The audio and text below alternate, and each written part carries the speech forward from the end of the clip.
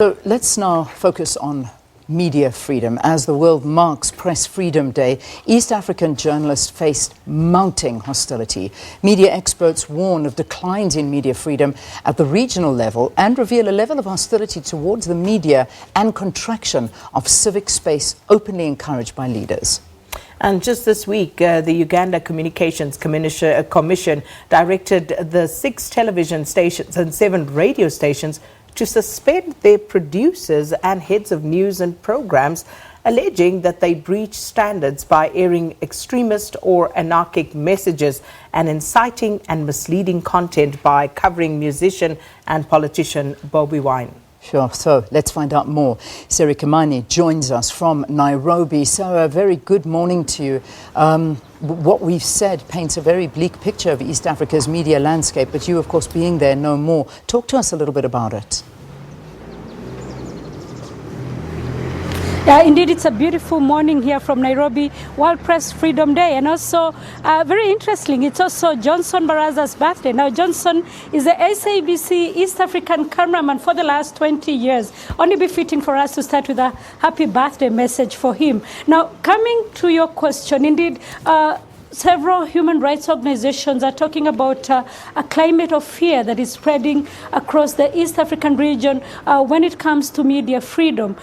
They're talking about suppression of the press, they're talking about arrests, and even enforced disappearances for some of the journalists who work in the region. And this is not isolated to any country. It comes from Kenya, Tanzania, Uganda, Burundi, Somalia, Ethiopia. But most interestingly, this is the first time that Ethiopia is marking World Press Freedom Day without a journalist behind bars. Now, Sarah, when we look at the overall picture in the region, who would you say are the main culprits in these repressions? Well, it cuts across. Governments, of course, is the main culprit, but it's also business people, it is drug barons, it is cartels that are involved in tenders that maybe they want to inflate. So it is not any one person. Take, for example, in Tanzania, government has been pointed out as threatening to shut media houses, sometimes shutting media houses. We saw it last year when newspapers were shut for several days. It is also in Tanzania where one journalist has been missing for more than 500 days now, Azori Gwanda, who worked for Mwananchi Communications. When you come to countries like Kenya, you find it is the same issues. TV stations being shut down for covering opposing views. We are seeing the same thing in Uganda right now as we speak, where the Uganda Communications Commission and authority is demanding that some journalists are fired or suspended, and even threatening to shut down some TV stations for covering Robert Chagulanyi, one of the opposition candidates in that country. Sarah, what is the public's perception of the media? That of course, is an important discussion that we need to have. In terms of the public, what is their perception of the media?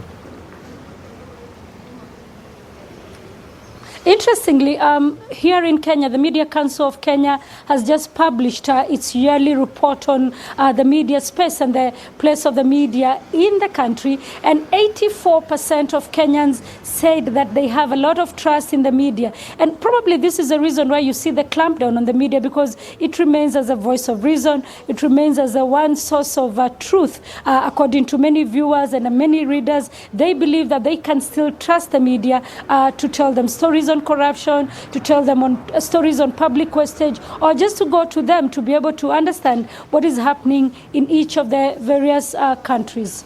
So, Sarah, how are journalists navigating this terrain? Because you speak of the sort of repression that's brought about by very powerful actors like the state. So how do you navigate it then?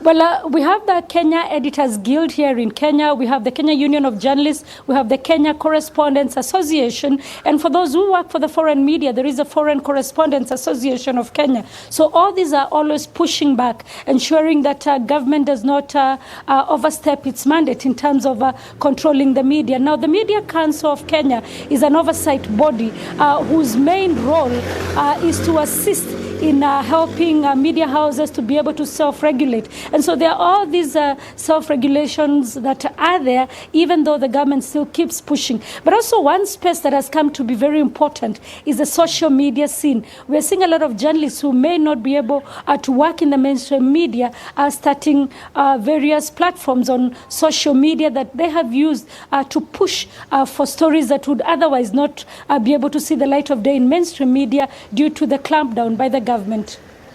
All right, we have to leave it there, Sarah, but thank you so much for updating us. Sarah, as you know, is in Kenya, in Nairobi, and she's giving us the perspectives of media freedom. And, of course, Press Freedom Day is what the world is marking today, and giving us the perspective from the East African journalists. And it doesn't seem like it's a good picture at all and a good story to tell. No, it doesn't. No. Perhaps, somewhat more extreme, but there are things that Sarah mentions that we can, of course, identify with. Indeed. So some of these struggles are universal in nature, but we have to keep fighting that fight. And as she was also pointing out, push back as much as we possibly can. Yeah, we're going to hopefully cross more around the continent. I think we've got another crossing that we're hoping to get to. Sorry, I'm digging through my script here, but I think we've got Coletta Wanjohi. Yeah, she's in Addis Ababa, so we'll be able to talk to her as well. I think that's where the official celebration is taking place. For World Press Freedom Day. So, Okay.